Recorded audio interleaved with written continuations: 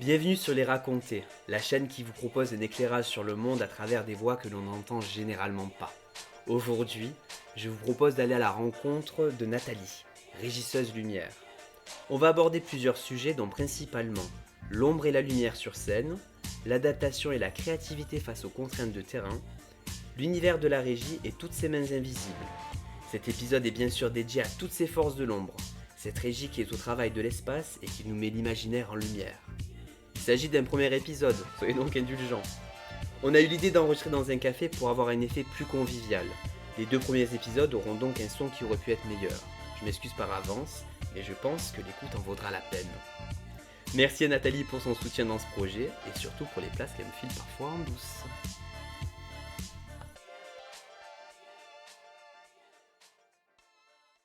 À la base, avant d'arriver en troisième année, j'étais en mise en scène et en dramaturgie. Donc, ce qui m'intéressait, c'était la mise en scène. Et en troisième année, j'ai voulu rajouter une corde à mon arc et donc voir un petit peu comment on peut travailler la lumière et moduler l'espace finalement de travail. Et je pense que ça me paraît primordial de savoir qu'est-ce qui se passe autour et pour construire finalement le spectacle. Tu peux très bien te concentrer sur, oui, tu peux très bien te concentrer sur ton texte et puis lui fait son boulot de lumière, l'autre il fait son boulot au son, la costumière fait son truc. La version au moment où tu veux donner naissance à un projet, je pense que pour le cerner dans sa totalité, il faut voir ce qu'il y a autour. Comme je travaillais beaucoup sur le travail de l'espace sur scène, j'avais envie de, comment dire, oui, d'ajuster, de perfectionner mon regard sur le visuel. D'accord. Et qui dit visuel dit forcément lumière, parce que si tu n'as pas de lumière, les acteurs ils sont dans le noir, et inversement, il te faut aussi des sujets à éclairer pour voir, etc. Et donc en troisième année, j'ai complété ma formation en art de la scène avec des études en régie lumière. Et le travail sur l'espace, qu'est-ce que ça comporte? Le travail de la mise en scène, comment tu veux occuper l'espace pour donner à voir telle chose ou pas. Comment ça, est-ce que tu veux voir, est-ce que tu veux pas voir?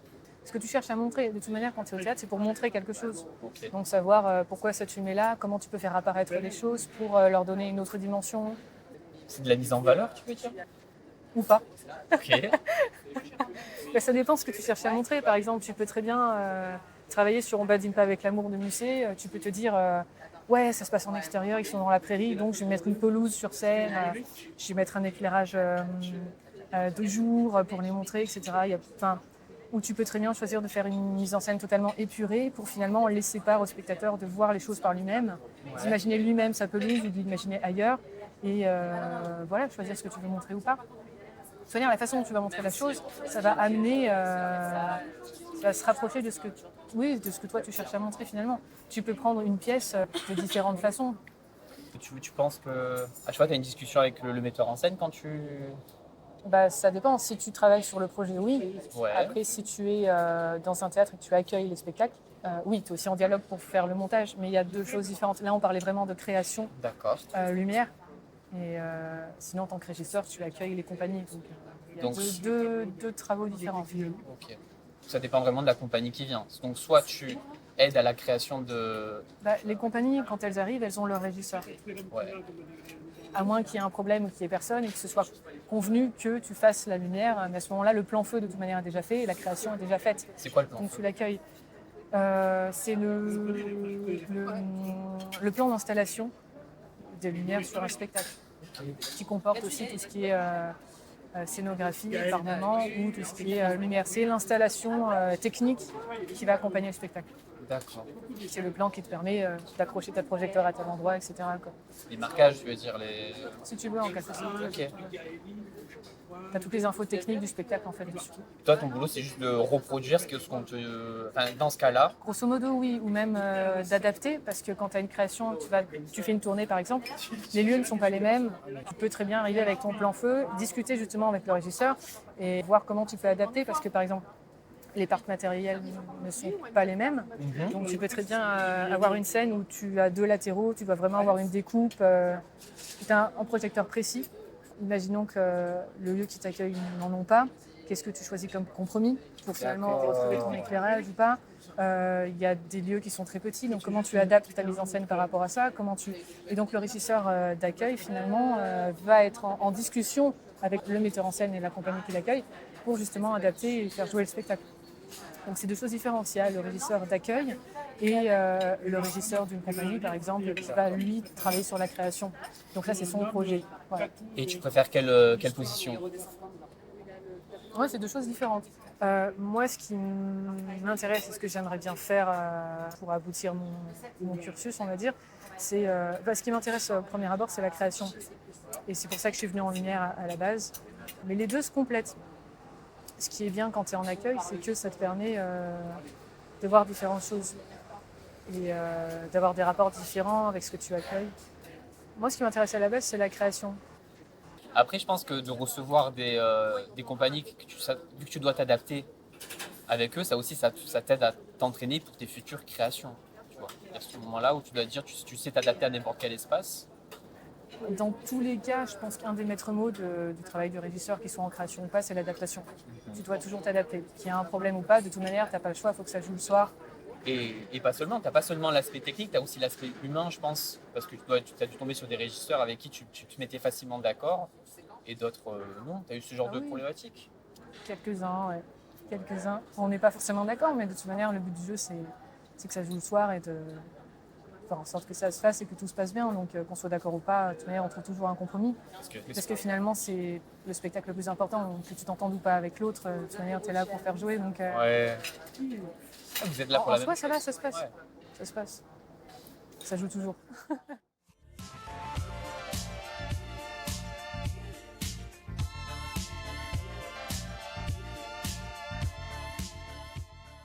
Après, la régie, est-ce que c'est seulement de la lumière que vous gérez?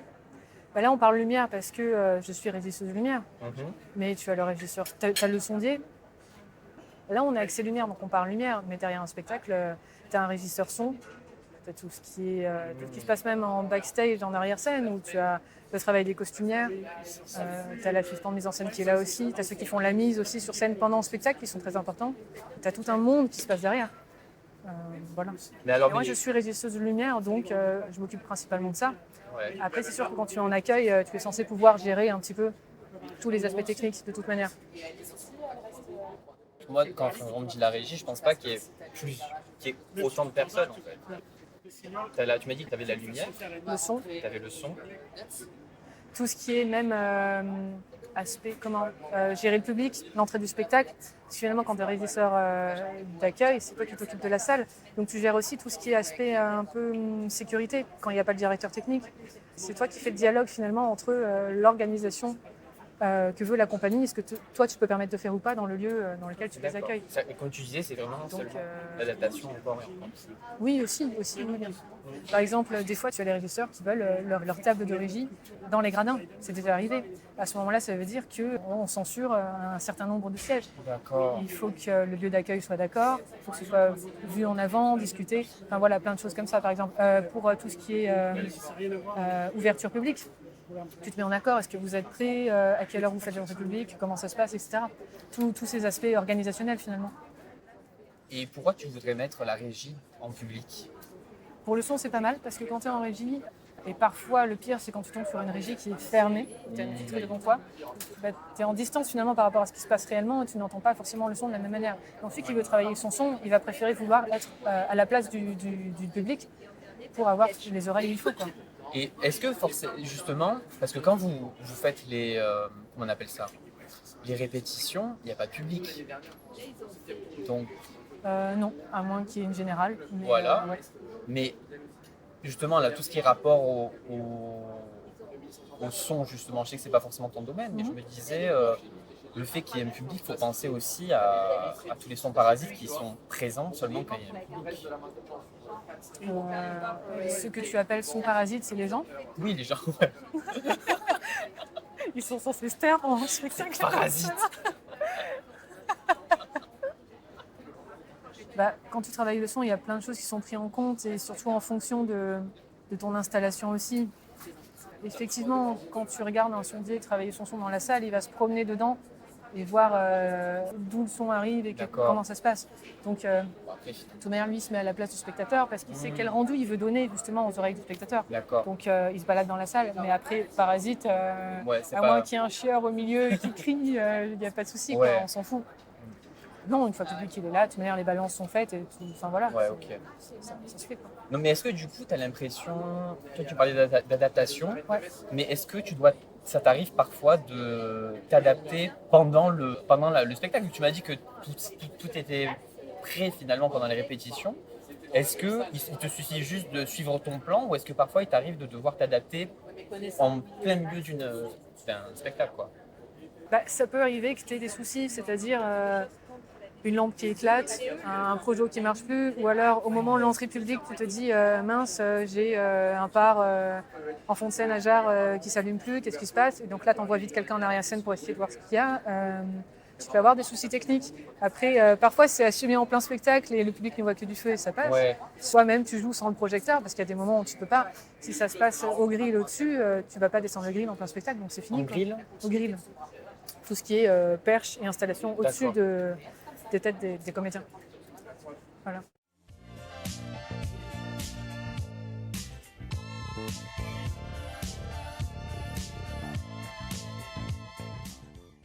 Pourquoi tu as choisi d'être en régie plutôt que sur le devant de la scène? Parce que je t'ai déjà Ah bon, on vu. n'en a pas parlé du tout. Ben non, on n'en a pas parlé. Parce que je t'ai vu sur scène et je trouve que tu joues bien, tu es une bonne comédienne. Et pourquoi tu préfères être quand même dans l'ombre, quoi, carrément, plutôt que sur les feux de la scène? Je suis très attirée par tout ce qui est visuel.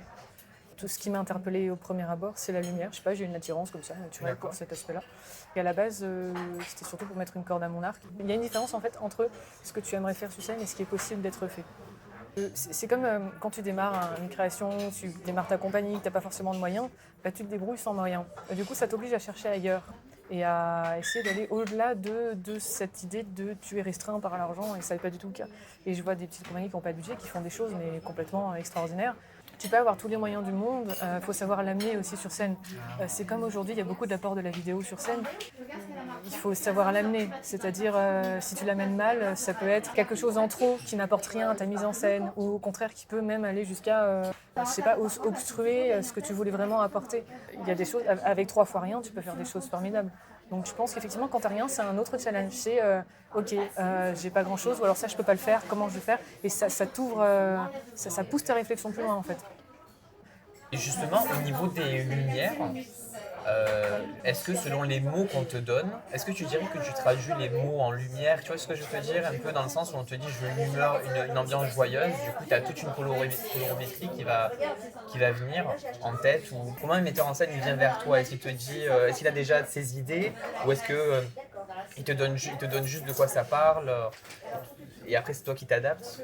C'est très subjectif. La couleur est subjective. L'œil ne voit pas forcément les mêmes choses. Imagine, je porte un pull rouge, tu vas me dire non, mais moi je le vois bordeaux ou des choses comme ça. Et donc, pareil pour le ressenti, c'est complètement subjectif. Je sais pas, imagine que tu mets en scène Roméo et Juliette et que tu t'imagines, je sais pas, un fond avec un rideau rouge. Tu vas me dire, ça c'est pour montrer la violence qu'il y a entre les deux familles, cette espèce de dualité. Et moi je vais dire, non, je vois plutôt l'amour entre les deux, etc. Enfin, c'est à force de discussion qu'on arrive à se rejoindre ou pas, mais voilà, c'est très subjectif finalement tout ça. Donc c'est plus une Il histoire faut se mettre d'accord sur ce qu'on veut amener ou pas. Voilà. Voilà, c'est ça. La communication plus que c'est plus communiquer que traduire vraiment ce que veut le metteur en scène. Il faut quand même le traduire, il faut comprendre ce qu'il veut, mais il faut se mettre d'accord. Je veux dire, il n'y a pas forcément un mot pour dire, pour signifier que ça c'est une ambiance joyeuse. Il n'y a pas forcément un vocabulaire défini. On se met d'accord, on peut même se montrer les couleurs qu'on veut mettre devant les faisceaux, tout ça. Donc voilà. Tu dirais que tu coloris les scènes, c'est ça ton travail? Je colorie. Pas forcément, je peux travailler avec du noir aussi. Parce que s'il n'y a pas de noir, il n'y a pas de lumière. Justement, est-ce que ça part loin. Ça t'est déjà arrivé de devoir traiter des scènes où justement vous voulez créer une ambiance lugubre, quelque chose de très sombre? Est-ce que t'as eu des défis techniques comme ça où tu as dû te dire qu'il faut quand même qu'on arrive à voir les comédiens? Moi-même pas encore, même si j'aimerais beaucoup travailler là-dessus. D'accord. Mais en tant que spectatrice, j'ai vu des travaux qui m'ont beaucoup marqué comme ça. Par exemple, quand on parle du noir, c'est marrant, mais je pense toujours à Claude Rigini, metteur en scène qui est mort il y a quelques années, très récent. Sa dernière mise en scène, c'était Rêve et folie. Et de toute manière, pendant la deuxième partie de ses créations, il travaille beaucoup sur le noir, avec une lumière très très subtile. Et il le faisait très très souvent, et je l'ai vu dans ce spectacle-là, c'est-à-dire que déjà tu arrives dans la salle, tu es mis en condition. C'est-à-dire que tu as un noir absolu, et je dis ce terme à juste titre, c'est-à-dire absolu. La première chose qui me revient quand je pense à ce spectacle, c'est qu'on était plongé dans un noir, mais absolument total. Donc on arrive, on est déjà mis dans l'ambiance, on s'assoit, et il nous fait attendre. Je ne saurais même pas te dire combien de temps on a attendu dans le noir avant de voir apparaître quelque chose, mais ça donnait une distorsion du temps énorme. Et il joue beaucoup là-dessus, sur la perte de perception. Justement, voilà, on travaille sur la perception grâce à l'absence ou l'effet de lumière. Donc j'étais assise, et puis on attend. Et au fur et à mesure, et au dernier moment, tu vois l'acteur qui arrive face à toi en bout de scène. Alors qu'il est parti du fond et qu'il a fait tout ce trajet très lentement en arrivant. Et tu te dis, mais ça fait 5 minutes qu'il est là, je viens juste de le voir, qu'est-ce qui se passe ? C'est hallucinant. Et je ne sais pas si ça n'a duré qu'une minute, que 30 secondes, ou si ça a duré 10 minutes. C'est assez hallucinant. Et voilà, il joue sur cette subtilité-là. C'est-à-dire qu'il va jouer sur ta perception. Oui, il trouble l'œil finalement du spectateur. Et justement, ce qui est intéressant, c'est que tu parlais de colorier finalement ce qu'il est sur scène. Pas forcément, là justement par suppression d'ornements lumineux comme ça, tu arrives à ouvrir l'imaginaire du spectateur vers autre chose. C'est beaucoup plus subjectif du coup à ce moment-là, dans ton imaginaire. Et il joue beaucoup là-dessus finalement. Et d'ailleurs, il ne parle pas de pièce de théâtre, il dit que c'est plus une expérience. Effectivement, je l'ai vécu comme une expérience. Tu travailles sur la sensation finalement des choses, c'est très sensoriel. Et puis de toute manière, là où tu mets la lumière, c'est là où on est censé regarder, forcément. C'est la lumière qui guide notre regard, parce que... Complètement. Ouais. C'est comme là, il a décidé de faire en sorte que notre pupille perçoive le comédien au dernier moment, alors que ça fait un moment qu'il est là. Plein de choses comme ça, oui, bien sûr. Tu peux chercher aussi à essayer d'aveugler un peu le public sur certaines entrées publiques où les gradins sont éclairés et tu vois pas ce qu'il y a sur scène, tu vois pas la mise en scène puisque la scène elle est dans le noir. Et tu vois pas parce que tu as une source qui vient directement vers ta pupille. Et tu essaieras à l'occasion, si tu veux tricher et essayer de voir un petit peu ce qu'il y a déjà sur scène avant que ça commence, tu vas regarder sur le côté et tu vas utiliser ta vision périphérique et qui va te permettre de voir justement un petit peu, de cerner un peu ce qu'il y a déjà sur scène. Et on peut jouer là-dessus, on peut faire énormément de choses. C'est un peu de la prestidigitation, quoi. Ouais. Qu'est-ce qu'on montre ? Voilà, qu'est-ce que tu cherches à montrer ? Qu'est-ce que ne pas montrer te permet de montrer finalement ? Ouais. Et tu vois, voilà. Et c'est assez chouette.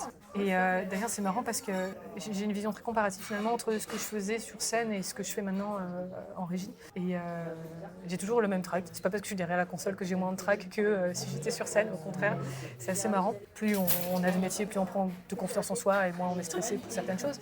Mais j'ai peut-être plus de stress en régie que sur le plateau. C'est-à-dire que sur le plateau, si je me trompe de réplique, je peux dire autre chose. Ça m'est arrivé une fois quand j'étais comédienne, j'avais un texte de Shakespeare et j'ai lancé je sais plus quoi et c'est passé très bien. Là, je lance un noir, je le rattrape comment, quoi ? Tu vois, c'est compliqué.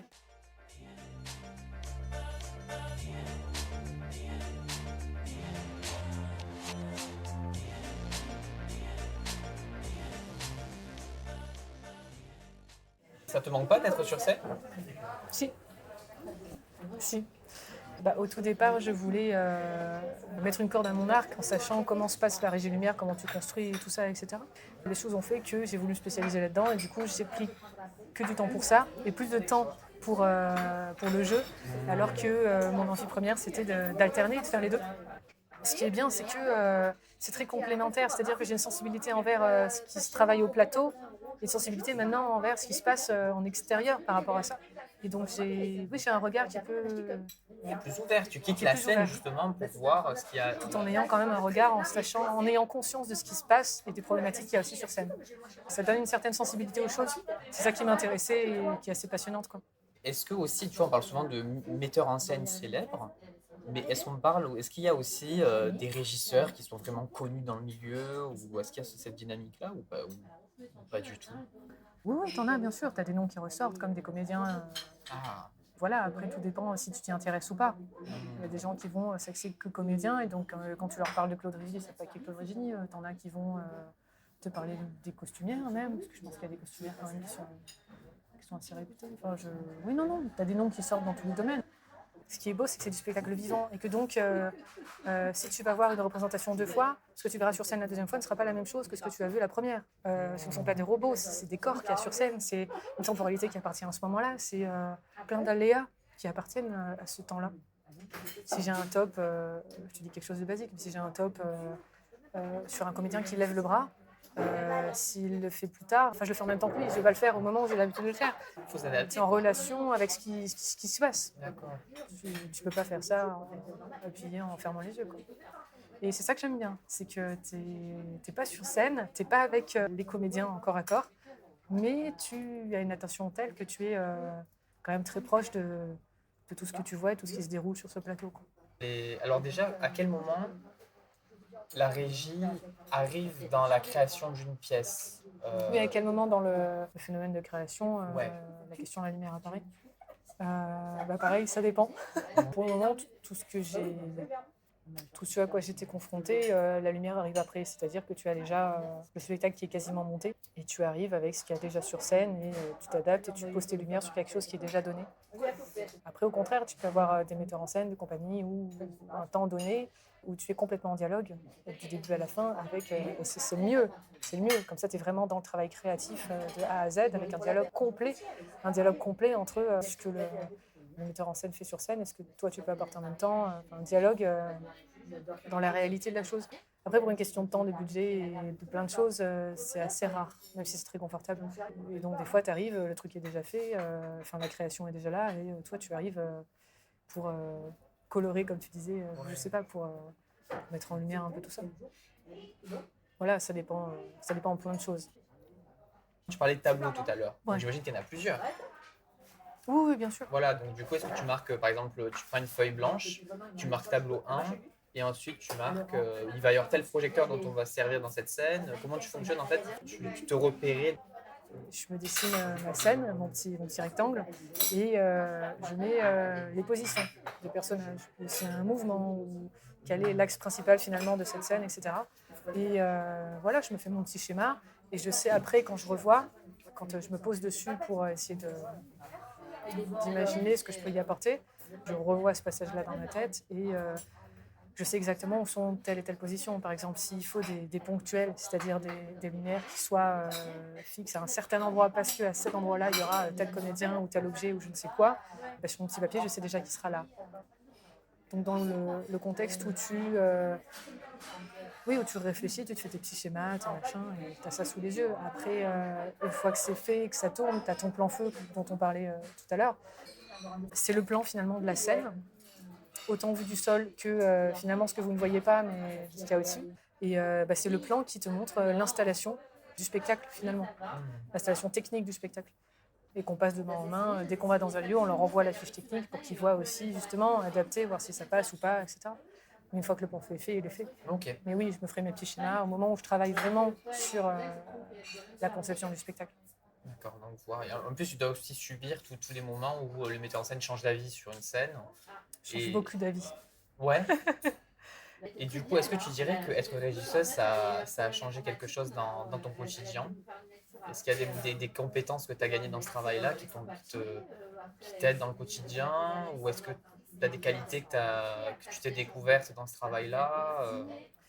Alors il y a deux choses. La première, c'est que j'ai des réflexes qui sont nés, comme le fait de regarder à chaque fois quelle est l'installation là où je suis, alors que je suis là juste en tant que spectatrice pour aller voir un spectacle. Après, est-ce que j'ai acquis des compétences? Oui, parce que c'est un métier et que tu as plein de choses à savoir faire pour arriver jusque-là. Donc oui, bien sûr.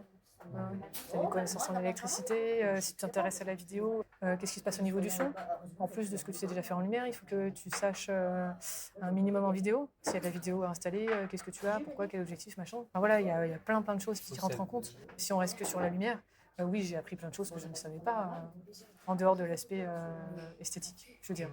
L'aspect, c'est très très technique. Mais justement, j'imagine que le matériel évolue. Aussi, ouais. Et j'arrive, c'est intéressant parce que j'arrive à une ère où on passe aux automatiques, par exemple. C'est-à-dire que jusqu'à présent, Majoritairement, on travaille avec des projecteurs traditionnels, c'est-à-dire des lampes comme tu as juste là au-dessus de nous, incandescentes, voilà, des lampes. On appelle ça des traditionnels. Et donc tu changes la lampe, tu la mets, c'est à toi de positionner, de focuser, donc de positionner, de régler le projecteur comme tu veux, etc. De plus en plus, ça fait un petit moment, mais de plus en plus, et ça s'ouvre d'ailleurs au monde théâtral, tu vois des grosses machines qui sont automatisées, c'est-à-dire qui te font absolument tout ce que tu veux, qui tournent dans tous les sens, que tu n'as pas besoin d'aller toucher pour aller le régler, c'est-à-dire qu'une fois qu'elles sont installées et que tout ce qui avait à faire est fait, tu es derrière ta console et tu arrives à les orienter. Il y a du travail à faire, mais la pratique est différente. Et les apports aussi. La qualité de lumière aussi, mais ça c'est très personnel. Ouais. Et là j'arrive dans cette phase de transition. Et je suis peut-être vieux jeu, mais j'ai quand même un coup de cœur pour les vieux projets traditionnels qu'on a, plutôt que vers les LED, tous ces trucs automatiques qu'on a aujourd'hui, même si voilà, ça apporte des choses qu'on n'a pas avec le reste.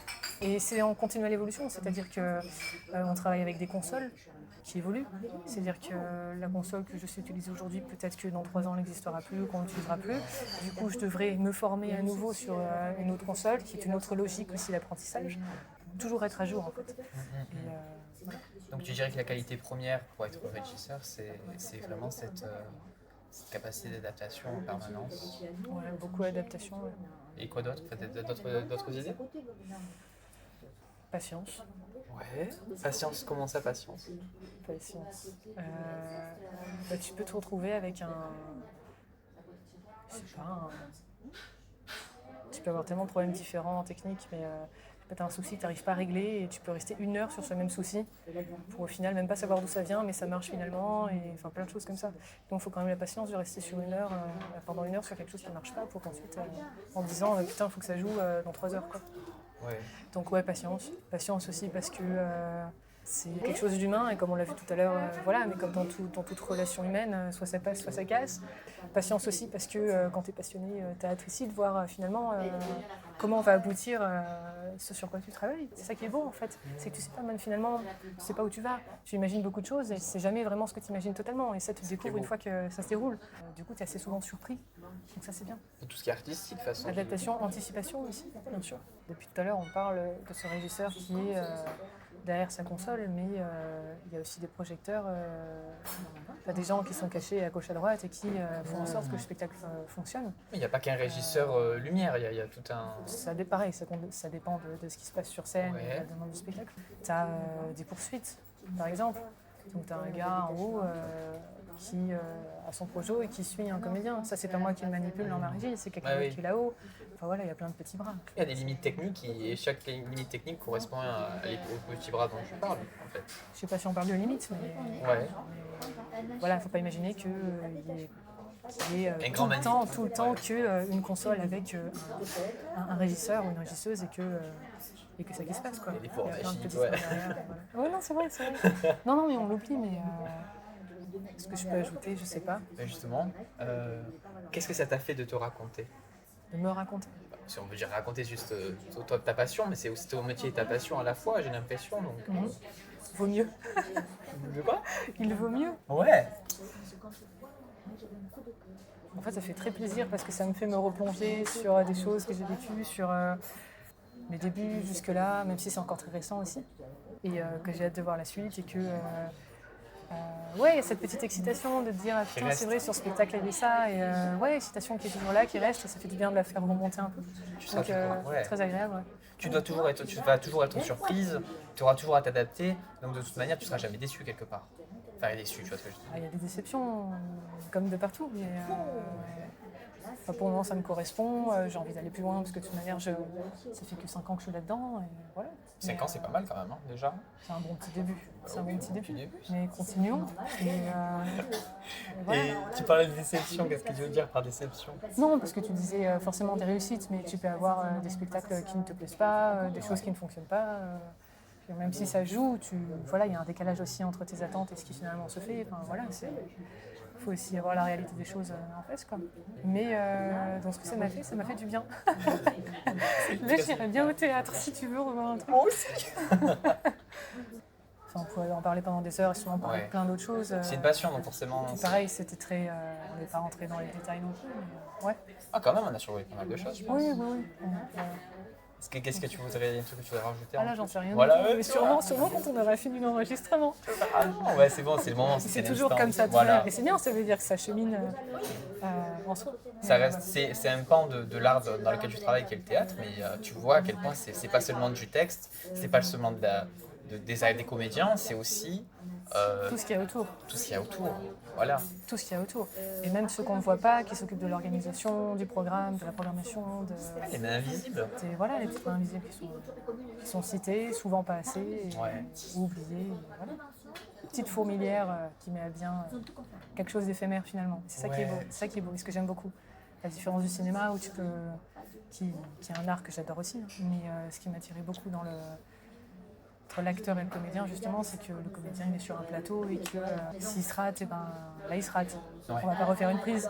Mais c'est beau, c'est un geste qui appartient à ce moment-là, à ce soir-là où tu verras le spectacle. Si tu retournes le lendemain, ce sera autre chose. Ce sera une autre énergie, ce sera... Là, c'est des petits voyages à chaque fois. Voilà. Ça t'est déjà arrivé de revoir la même pièce?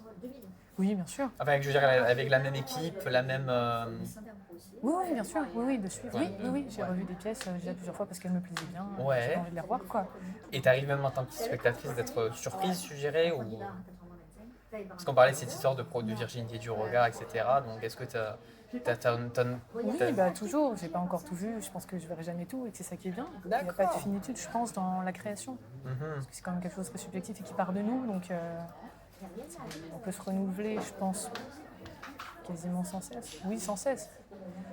Personne n'a le même regard, personne n'a la même sensibilité. Donc oui, je pense que la surprise sera toujours là. C'est ça qui est beau dans l'art, c'est la surprise qu'on en retire à chaque fois. Voilà, et comme je le disais, finalement, quelle est la finitude de tout ce que tu fais, finalement? Ouais, mais est-ce qu'il y a besoin d'avoir une finalité à une pièce? Parce que finalement, on arrive des fois en fin de production, on se dit, ah, on pourrait faire évoluer ça comme ça. Et d'ailleurs, tu vois, il y a parfois des tournées qui se terminent, un spectacle qui est arrêté, qui peut être repris des années plus tard, avec parfois la même équipe, parfois pas, et du coup, tu dois refaire autre chose ou développer autrement.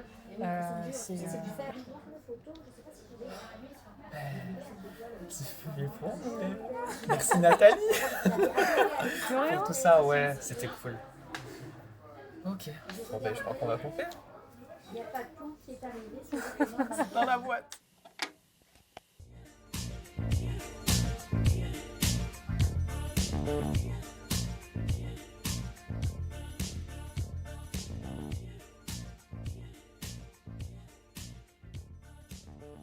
Interviewé Nathalie Magnan, intervieweur Louis Seferian, au mixage et au son Pierre Garcia, et le logo a été fait par Noémie Tableau. Merci pour votre écoute et à bientôt.